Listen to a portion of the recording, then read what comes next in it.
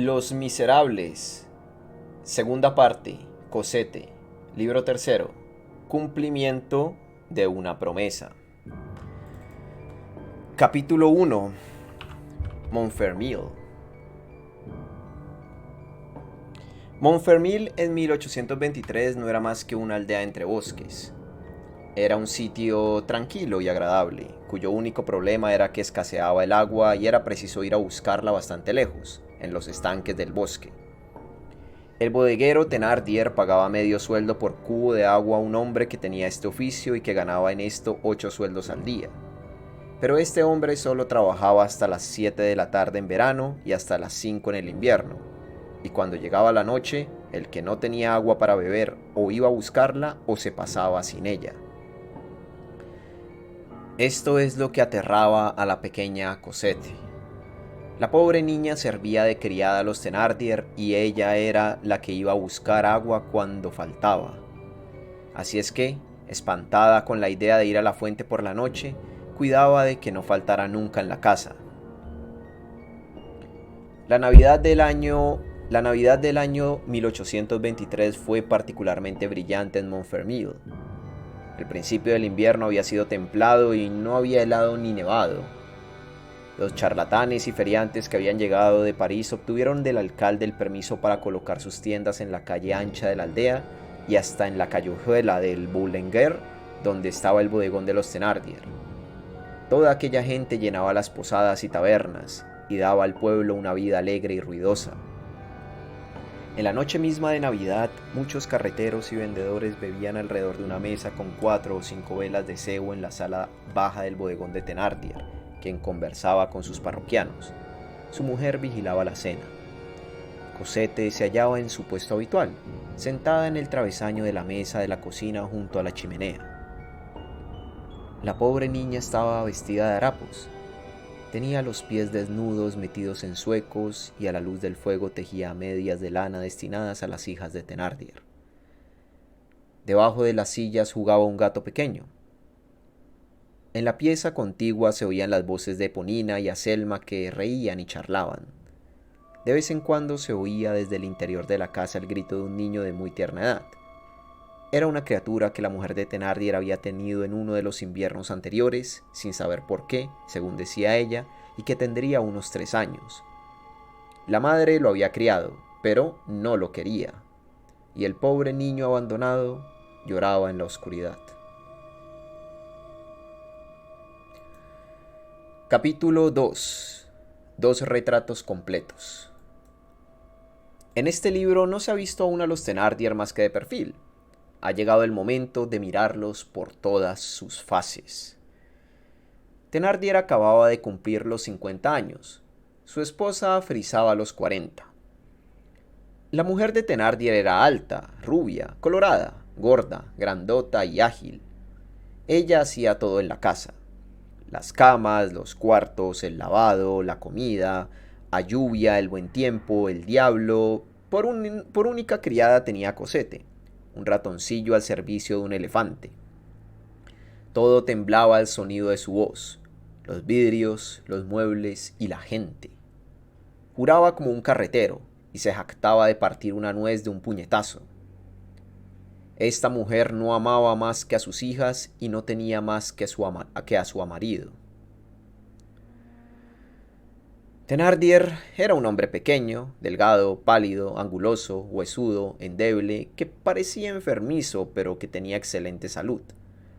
Poseía la mirada de una zorra y quería dar la imagen de un intelectual. Era astuto y equilibrado, silencioso o charlatán según la ocasión, y muy inteligente. Jamás se emborrachaba. Era un estafador redomado, un genial mentiroso. Pretendía haber servido en el ejército y contaba con toda clase de detalles que en Waterloo, siendo sargento de un regimiento, había luchado solo contra un escuadrón de húsares de la muerte y había salvado en medio de la metralla a un general herido gravemente. De allí venía el nombre de su taberna, el sargento de Waterloo, y la enseña pintada por él mismo. No tenía más que un pensamiento: enriquecerse. Y no lo conseguía. A su gran talento le faltaba un teatro digno, Thénardier se arruinaba en Montfermeil y sin embargo, este perdido hubiera llegado a ser millonario en Suiza o en los Pirineos. Mas el posadero tiene que vivir allí donde la suerte lo pone. En aquel 1823 Thénardier se hallaba endeudado en unos 1.500 francos de pago urgente. Cosette vivía en medio de esta pareja repugnante y terrible, sufriendo un doble presión como una criatura que se viera a la vez triturada por una piedra de molino y hecha trizas por unas tenazas. El hombre y la mujer tenían cada uno su modo diferente de martirizar. Si Cosette era molida a golpes, era obra de la mujer. Si iba descalza en el invierno, era obra del marido.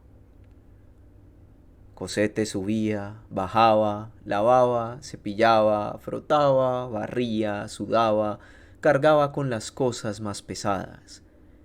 Y débil como era, se ocupaba de los trabajos más duros. No había piedad para ella. Tenía un ama feroz y un amo venenoso. La pobre niña sufría y callaba.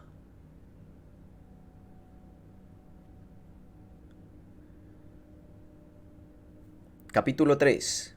Vino para los hombres y agua para los caballos. Llegaron 4 nuevos viajeros. Cosette pensaba tristemente que estaba oscuro ya, que había sido preciso llenar los jarros y las botellas en los cuartos de los viajeros recién llegados y que no quedaba ya agua en la vasija. Lo que la tranquilizaba un poco era que en la casa de Thénardier no se bebía mucha agua. No faltaban personas que tuvieran sed, pero de esa sed que se aplaca más que con el vino que con el agua. De pronto uno de los mercaderes ambulantes hospedados en el bodegón dijo con voz dura: «A mi caballo no le han dado de beber». «Sí, por cierto», dijo la mujer de Thénardier. «Os digo que no», contestó el mercader. Cosette había salido de debajo de la mesa. «Oh, sí, sí, señor», dijo. «El caballo ha bebido, y ha bebido en el cubo que estaba lleno. Yo misma le he dado de beber y le he hablado». Esto no era cierto. Cosette mentía. «Vaya, una muchacha que parece un pajarillo y que echa mentiras del tamaño de una casa», dijo el mercader. «Te digo que no ha bebido, tunantuela. Cuando no bebe, tiene un modo de resoplar que conozco perfectamente».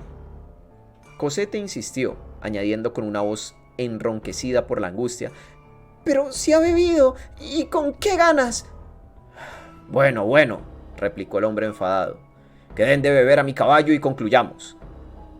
Cosette volvió a meterse debajo de la mesa. «Tiene razón», dijo la Thénardier. «Si el animal no ha bebido, es preciso que beba». Después miró a su alrededor. «¿Y bien? ¿Dónde está esa?». Se inclinó y vio a Cosette acurrucada al otro extremo de la mesa, casi debajo de los pies de los bebedores. «¡Ven acá!», gritó furiosa. Cosette salió de la especie de agujero en que se hallaba metida. La Thénardier continuó: «Señorita perro sin nombre, vaya a dar de beber a ese caballo». Pero, señora», dijo Cosette débilmente, si no hay agua». La Thénardier abrió de par en par la puerta de la calle. «Pues bien, ve a buscarla». Cosette bajó la cabeza y fue a tomar un cubo vacío que había en el rincón de la chimenea. El cubo era más grande que ella y la niña habría podido sentarse dentro y aún estar cómoda. La Thénardier volvió a su fogón y probó con una cuchara de palo el contenido de la cacerola, gruñendo al mismo tiempo: «Oye tú, monigote, a la vuelta comprarás un pan al panadero. Ahí tienes una moneda de 15 sueldos». Cosette tenía un bolsillo en uno de los lados del delantal. Tomó la moneda sin decir palabra, la guardó en aquel bolsillo y salió.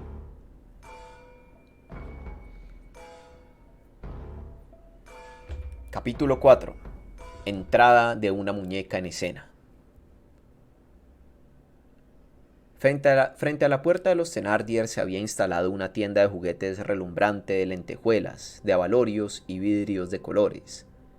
Delante de todo había puesto el tendero una inmensa muñeca de cerca de 2 pies de altura, vestida con un traje color rosa, con espigas doradas en la cabeza y que tenía pelo verdadero y ojos de vidrio esmaltado. Esta maravilla había sido durante todo el día objeto de la admiración de los mirones de menos de 10 años, sin que hubiera en Montfermeil una madre bastante rica o bastante pródiga para comprársela a su hija. Eponina y Azelma habían pasado horas enteras contemplándola, y hasta la misma Cosette, aunque es cierto que furtivamente se había atrevido a mirarla. En el momento en que Cosette salió con su cubo en la mano, por triste y abrumada que estuviera, no pudo menos que alzar la vista hacia la prodigiosa muñeca, hacia la reina, como ella la llamaba. La pobre niña se quedó petrificada. No había visto todavía tan de cerca como entonces la muñeca. Toda la tienda le parecía un palacio. La muñeca era alegría, el esplendor, la riqueza, la dicha que aparecían como una especie de brillo quimérico ante aquel pequeño ser, enterrado tan profundamente en una miseria fúnebre y fría. Cosette se decía que era preciso ser reina o a lo menos princesa para tener una cosa así. Contemplaba el bello vestido rosado, los magníficos cabellos alisados y decía para sí: ¡qué feliz debe ser esa muñeca! Sus ojos no podían separarse de aquella tienda fantástica. Cuanto más miraba, más se deslumbraba. Creía estar viendo el paraíso. En esta adoración lo olvidó todo, hasta la comisión que le habían encargado. De pronto, la bronca voz de la Thénardier la hizo volver en sí. Había echado una mirada a la calle y vio a Cosette en éxtasis. ¿Cómo? ¡Flojanosa! ¿Cómo no lo has sido todavía? ¡Espera! ¡Allá voy! ¿Qué tienes tú que hacer ahí? ¡Vete, pequeño monstruo! Cosette echó a correr con su cubo a toda velocidad que podía.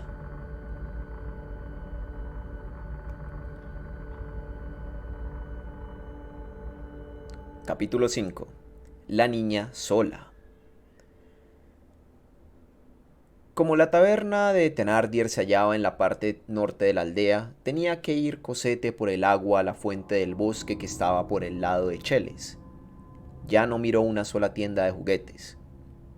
Cuanto más andaba, más espesas se volvían las tinieblas. Pero mientras vio casas y paredes por los lados del camino, fue bastante animada. De vez en cuando veía luces a través de las rendijas de una ventana. Allí había gente y esto la tranquilizaba. Sin embargo, a medida que avanzaba, iba aminorando el paso maquinalmente. No era ya Montfermeil lo que tenía delante, era el campo, el espacio oscuro y desierto. Miró con desesperación aquella oscuridad. Arrojó una mirada lastimera hacia adelante y hacia atrás. Todo era oscuridad. Tomó el camino de la fuente y echó a correr. Entró en el bosque corriendo, sin mirar ni escuchar nada. No detuvo su carrera hasta que le faltó la respiración, aunque no por eso interrumpió su marcha. No dirigía la vista ni a la derecha ni a la izquierda, por temor de ver cosas horribles en las ramas y entre las malezas. Llorando, llegó a la fuente. Buscó en la oscuridad con la mano izquierda una encina inclinada hacia el manantial, que habitualmente le servía de punto de apoyo.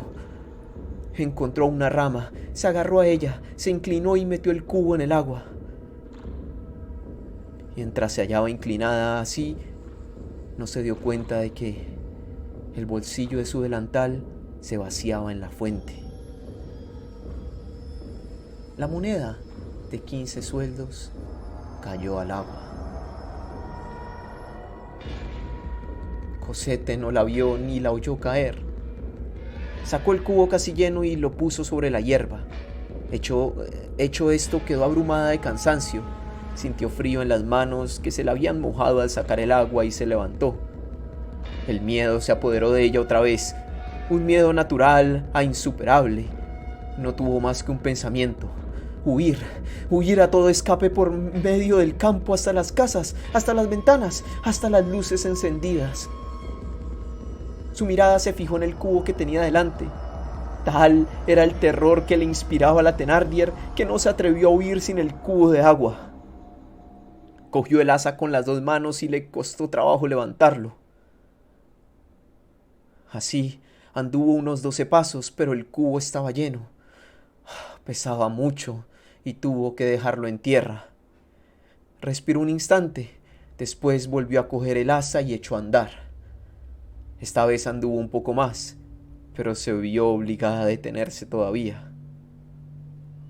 Después de algunos segundos de reposo, continuó su camino. Andaba inclinada hacia adelante y con la cabeza baja como una vieja. Quería cortar la duración de las paradas andando entre cada una el mayor tiempo posible. Pensaba con angustia que necesitaría más de 1 hora para volver a Montfermeil y que la Thénardier le pegaría. Al llegar cerca de un viejo castaño que conocía, hizo una parada mayor que las otras para descansar bien.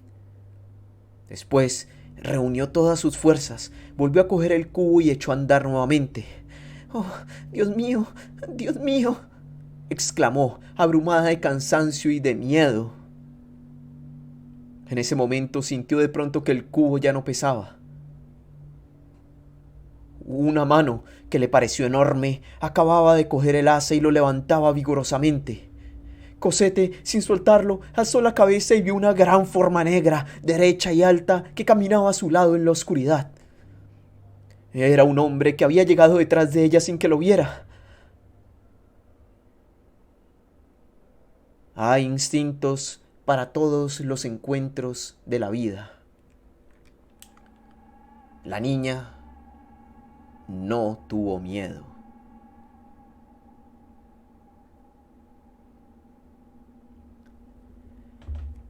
Capítulo 6. Cosette con el desconocido en la oscuridad. Hacia las 6 de la tarde de ese mismo día, un hombre descendía en cheles del coche que hacía el viaje París-Lagny y se iba por la senda que lleva a Montfermeil, como quien se conoce bien el camino. Pero en lugar de entrar en el pueblo, se internó en el bosque. Una vez allí se fue caminando despacio, mirando con atención los árboles, como si buscara algo y siguiera una ruta solo por él conocida. Por fin llegó a un claro donde había una gran cantidad de piedras. Se dirigió con rapidez a ellas y las examinó cuidadosamente, como si les pasara revista. A pocos pasos de las piedras se alzaba un árbol enorme, lleno de esas especies de verrugas que tienen los troncos viejos. Frente a este árbol, que era un fresno, había un castaño con una parte de su tronco descortezado, al que había clavado como parche una faja de zinc. Tocó el parche y luego dio de patadas a la tierra alrededor del árbol, como para asegurarse de que no había sido removida. Después de esto, prosiguió su camino por el bosque. Este era el hombre que acababa de encontrarse con Cosette. Se había dado cuenta que se trataba de una niña pequeña y se le acercó y tomó silenciosamente su cubo. El hombre le dirigió la palabra. Hablaba con una voz grave y baja. «Hija mía, lo que llevas ahí es muy pesado para ti». Cosette alzó la cabeza y respondió: «Sí, señor». «Dame», continuó el hombre, «yo lo llevaré». Cosette soltó el cubo. El hombre echó a andar junto a ella. «En efecto, es muy pesado», dijo entre dientes. Luego añadió: «¿Qué edad tienes, pequeña?» «8 años, señor». «¿Y vienes de muy lejos así?» «De la fuente que está en el bosque». «¿Y vas muy lejos?» «A 1/4 de hora largo de aquí». El hombre permaneció un momento sin hablar. Después dijo bruscamente: «¿No tienes madre?» «No lo sé», respondió la niña, y antes que el hombre hubiese tenido tiempo para retomar la palabra, añadió: «No lo creo. Las otras sí, pero yo no la tengo».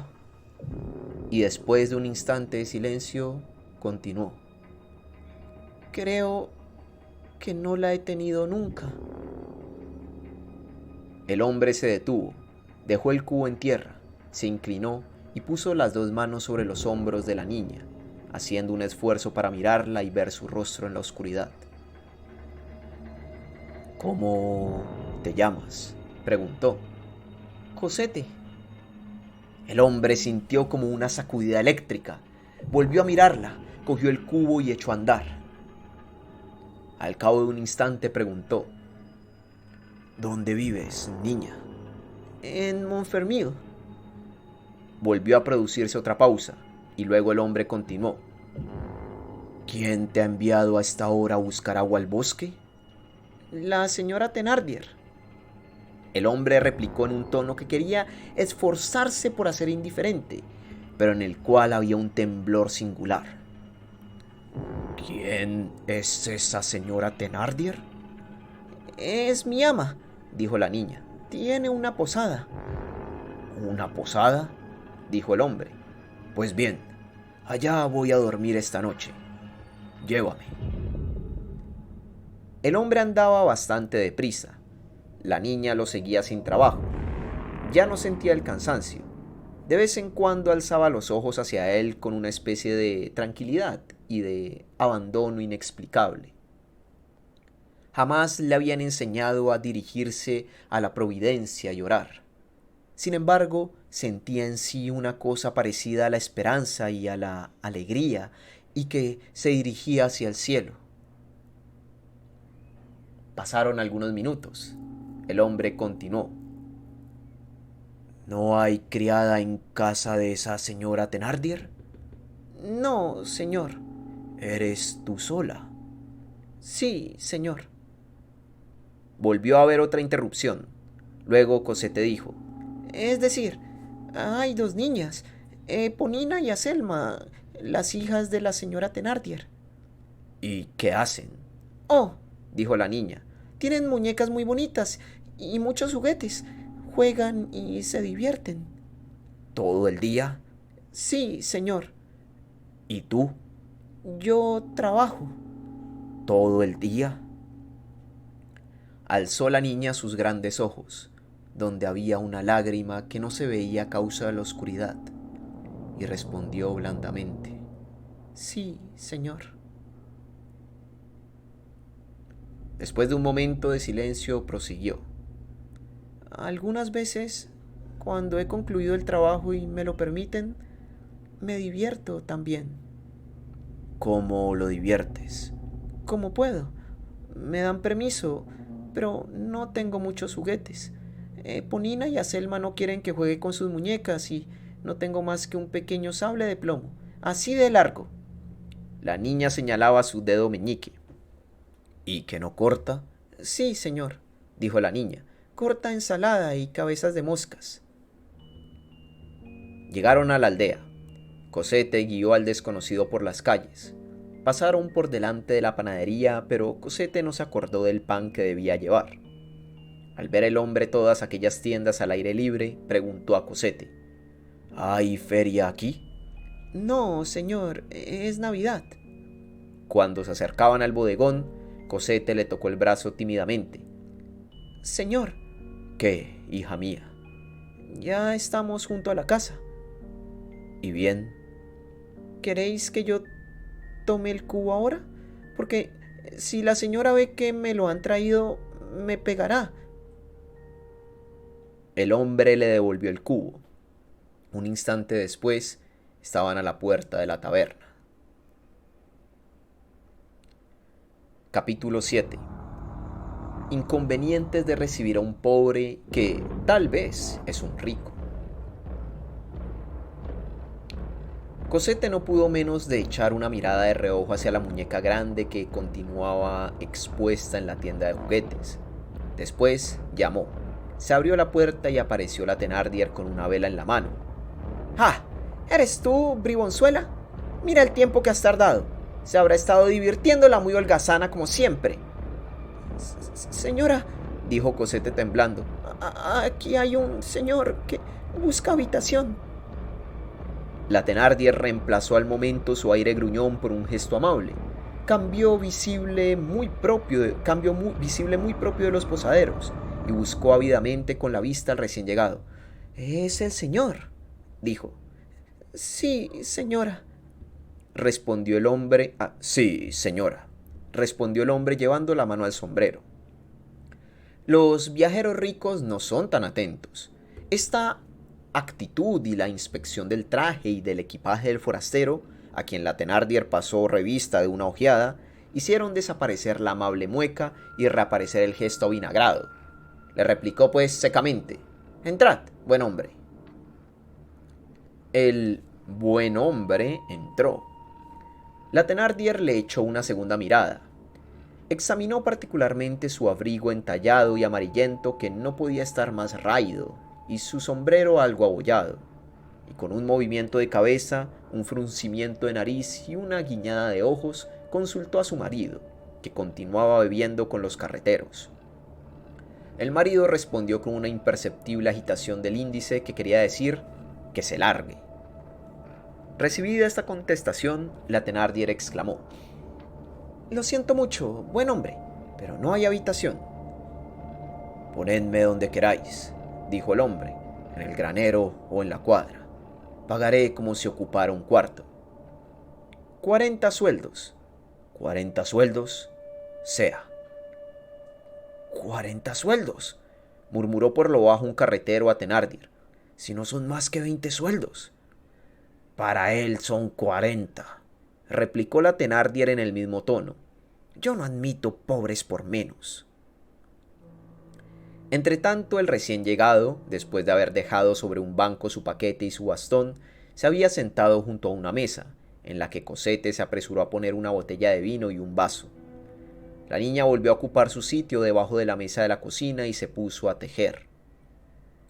El hombre la contemplaba con atención extraña.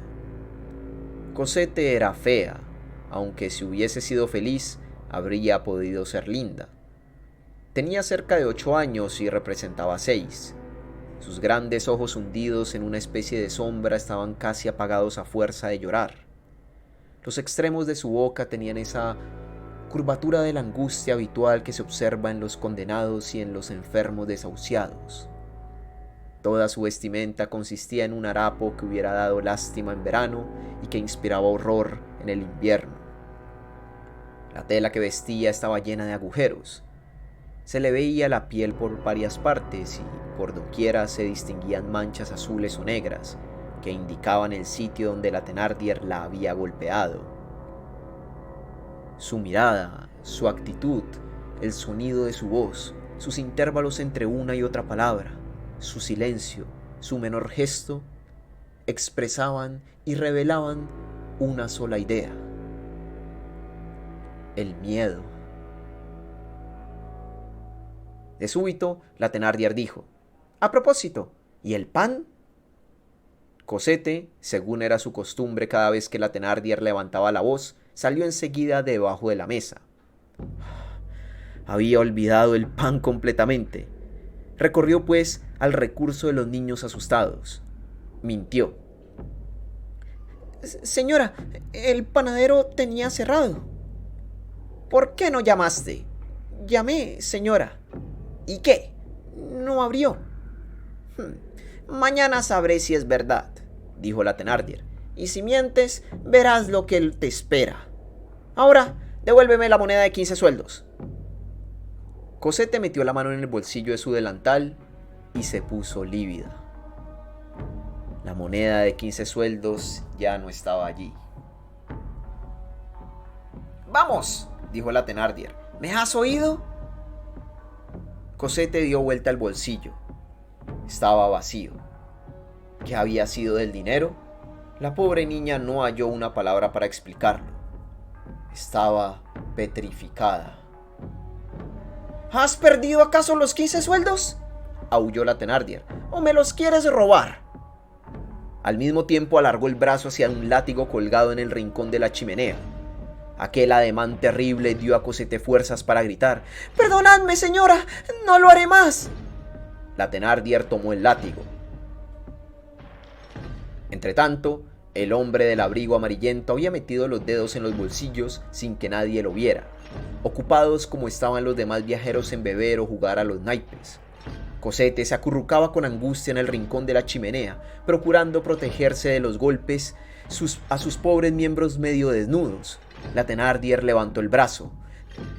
«Perdonad, señora», dijo el hombre, «pero vi caer una cosa del bolsillo del delantal de esa chica, y ha venido rodando hasta aquí. Quizás será la moneda perdida. Al mismo tiempo se inclinó y pareció buscar en el suelo un instante. Aquí está, justamente, continuó, levantándose, y dio una moneda de plata a la Thénardier. Sí, esta es, dijo ella. No era aquella, sino una moneda de 20 sueldos, pero la Thénardier salía ganando. La guardó en su bolsillo y se limitó a echar una mirada feroz a la niña, diciendo: «Cuidado con que suceda otra vez».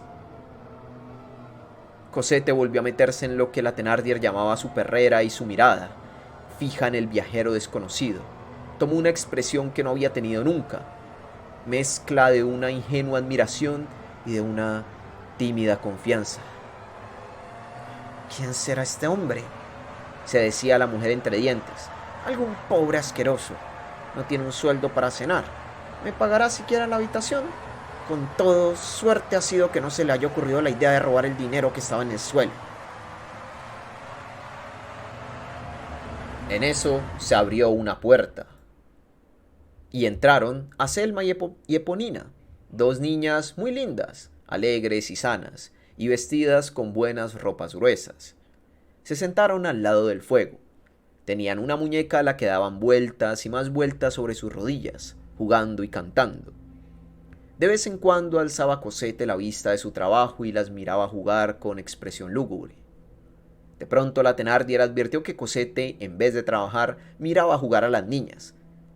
«¡Ah! Ahora no me lo negarás», exclamó. «Es así como trabajas. Ahora lo haré yo.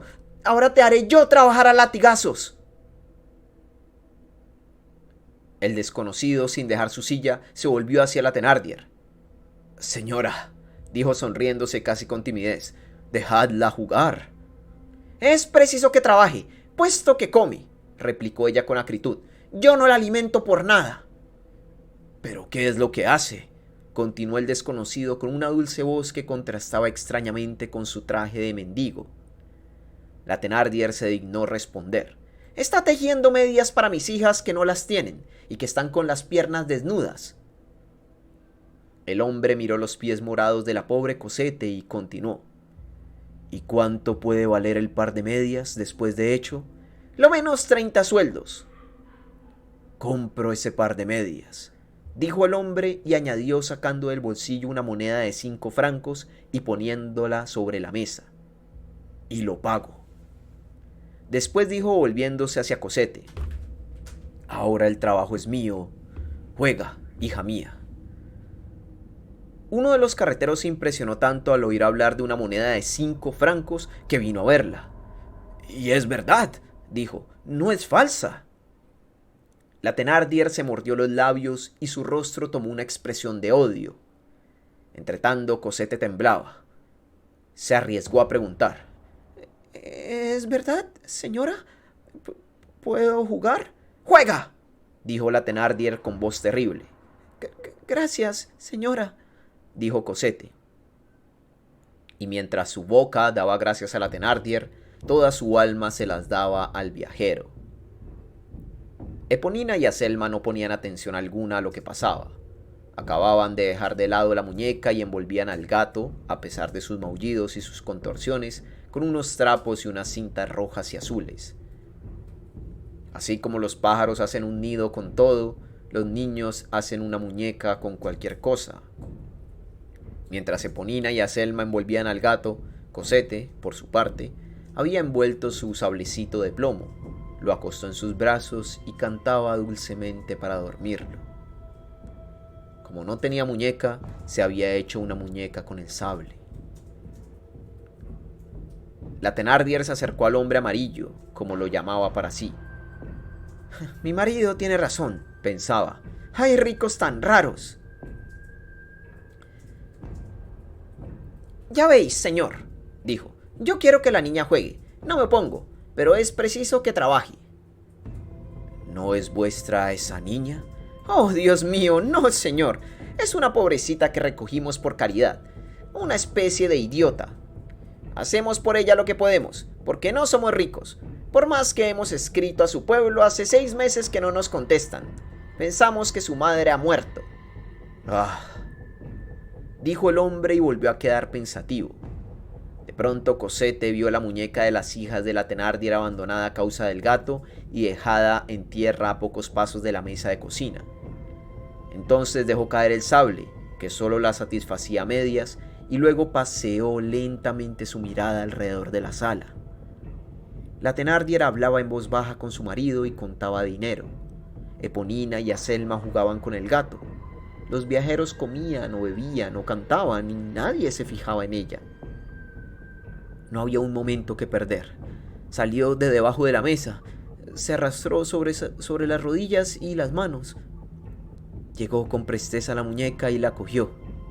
Un instante después estaba otra vez en su sitio, sentada, inmóvil, vuelta de modo que diese sombra a la muñeca que tenía en los brazos.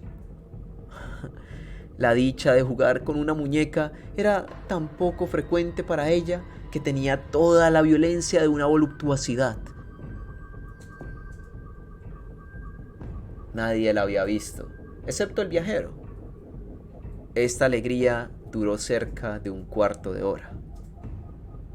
Pero, por mucha precaución que tomara Cosette, no vio que uno de los pies de la muñeca sobresalía y que el fuego de la chimenea lo alumbraba con mucha claridad.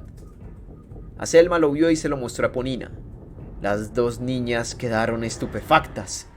Cosette se había atrevido a tomar la muñeca.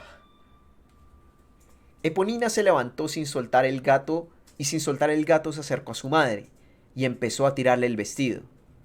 «Déjame», dijo la madre. «¿Qué quieres?» «Madre», dijo la niña señalando a Cosette con el dedo. «¡Mira!».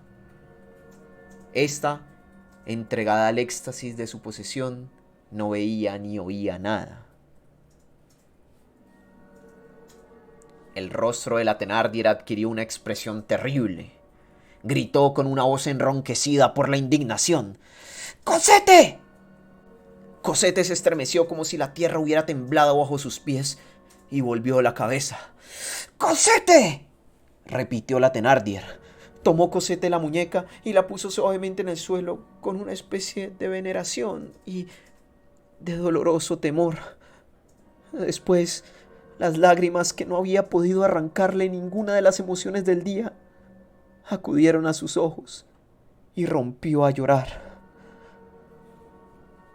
Entretanto, el viajero se había levantado. «¿Qué pasa?», preguntó a la Thénardier. «¿Es que no veis? Esa miserable se ha permitido tocar la muñeca de mis hijas con sus asquerosas manos sucias». Aquí redobló Cosette sus sollozos. «¿Quieres callar?», gritó la Thénardier. El hombre se fue derecho a la puerta de la calle, la abrió y salió. Apenas hubo salido, aprovechó la Thénardier su ausencia para dar a Cosette un feroz puntapié por debajo de la mesa que la hizo gritar. La puerta volvió a abrirse y entró otra vez el hombre. Llevaba en la mano la fabulosa muñeca de la juguetería y la puso delante de Cosette diciendo: «Toma, es para ti».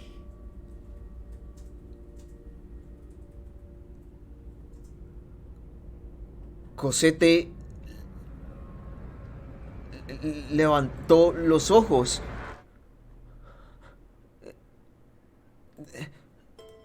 Vio ir al hombre hacia ella con la muñeca como si hubiera sido el sol. Oyó las palabras inauditas: «Para ti». La miró la muñeca.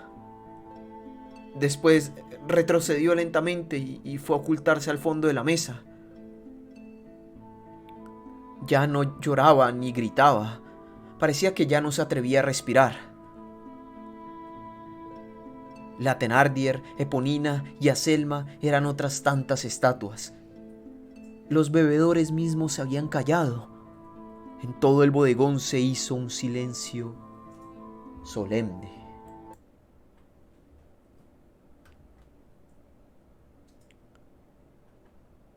El tabernero examinaba alternativamente al viajero y a la muñeca. Se acercó a su mujer y dijo en voz baja: «Esa muñeca cuesta a lo menos 30 francos. No hagamos tonterías. de rodillas delante de ese hombre.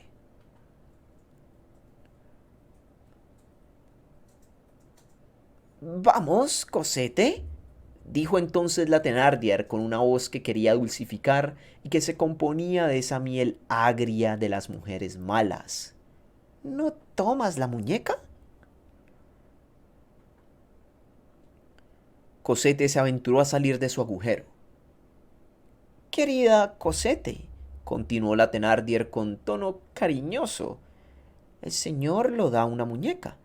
Tómala, es tuya. Cosette miraba la muñeca maravillosa con una especie de terror.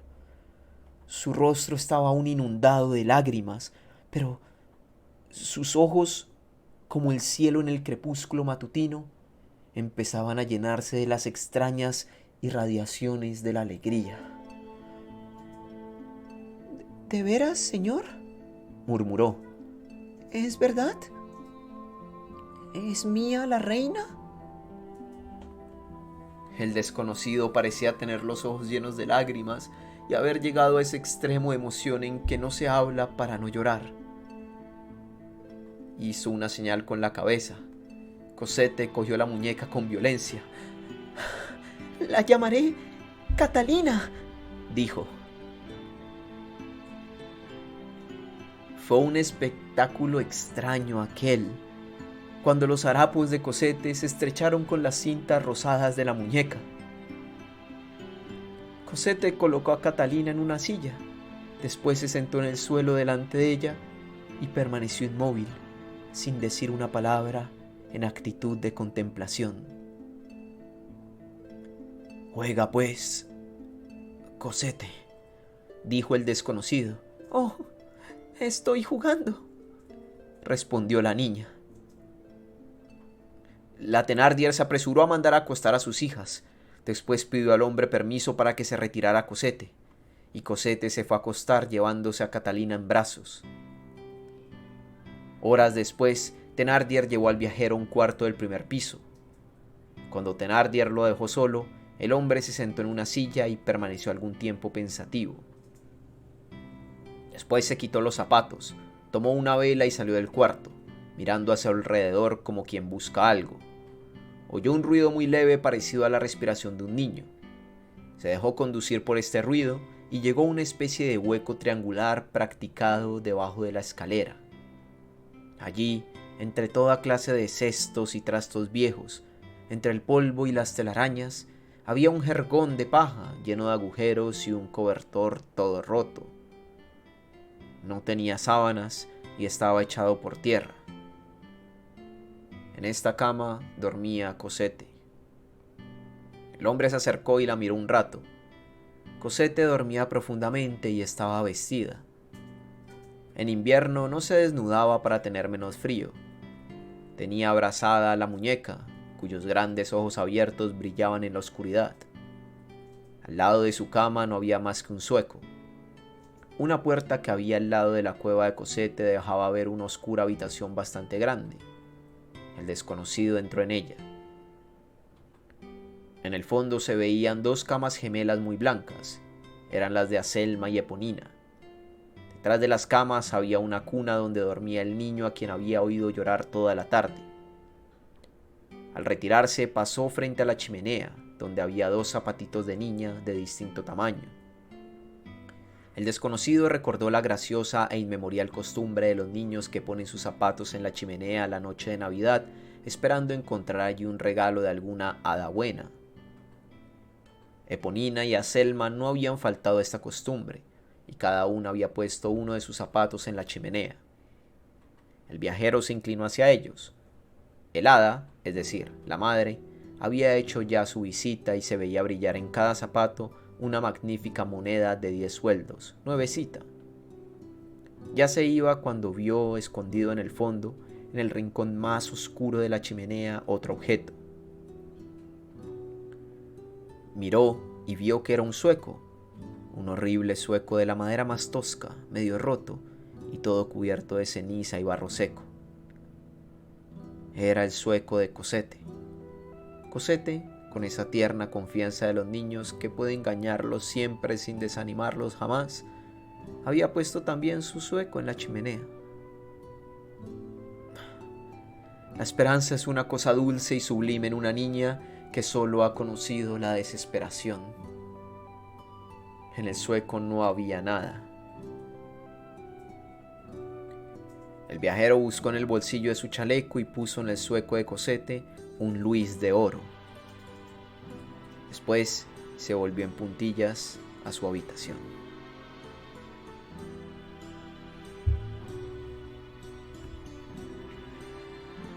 Y con esto finalizamos la primer sesión de lectura de esta segunda parte. Es una parte realmente larga, entonces por eso la estoy dividiendo en 2 sesiones de lecturas. Así que pues bueno, de momento vamos a terminar aquí. Porque si no nos vamos por ahí a la hora pasada, así como a la hora y 10 yo creo de narración. Y pues la idea no es tampoco extenderse tanto para evitar cualquier tipo de flagrancia en mi garganta. Pero oye, ay Dios, es muy triste. Es muy triste. O sea, me alegro mucho por Cosette, porque pues al fin algo bueno está pasando a ella, le está pasando, pero es que esto es algo efímero, ¿sabes? O sea, en cuanto se vaya, es que es Jean Valjean, ¿no? Es Jean Valjean, obviamente va a pasar algo malo, o sea, es que es evidente. Pero ¿cómo se la lleva? ¿Sabes? ¿Cómo se lleva a Cosette? Claro, es que ya demostró que la niña tiene valor para él, de alguna forma. Entonces no la van a dejar, no la van a soltar. O sea, para nada la van a soltar. Entonces es que esta gente es la peor, esta gente es increíble. Esta gente es que son asquerosos, los Thénardier, son asquerosos. Así que...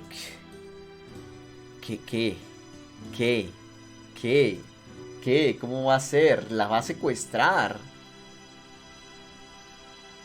¿Será que... Es que si se la lleva, si se la secuestra, por ejemplo, ya los Thénardier van a saber que la tiene un rico, ¿sabes? Y van a decir, no, pues tenemos que... No por rescatarla, porque para nada va a ser por rescatarla, va a ser por, mira, este señor tiene un montón de dinero. Si rescatamos a la niña, le quitamos todo el dinero a este hombre, ¿sabes? Que la compre.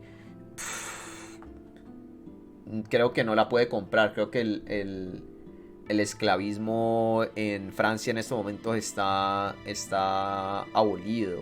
O bueno, no sé, sinceramente, no sé si la puede comprar. No sé si no sé si la puede comprar. Quizás sí. Bueno, lo descubriremos más adelante, pero joder, está complicado.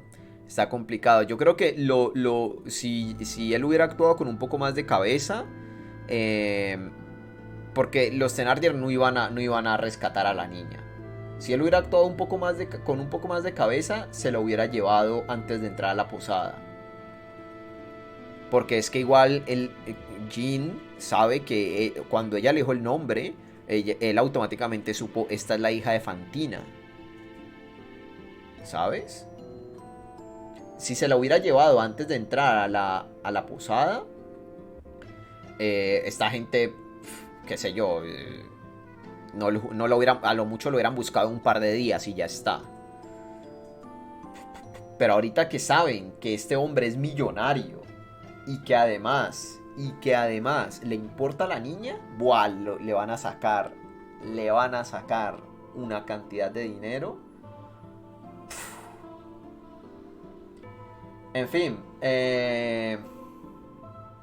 si te gustó esta narración, deja tu me gusta, deja un comentario, comparte el video. Si quieres apoyarme de forma más directa, puedes hacerlo por medio de PayPal, volviéndote miembro en mi canal de YouTube, o también te puedes volver suscriptor en mi canal de Twitch. Cualquiera de estas formas ayudaría un montón. Así que nada, para la gente de YouTube, espero que les haya gustado esta narración. Un besito a todos y nos vemos en la próxima.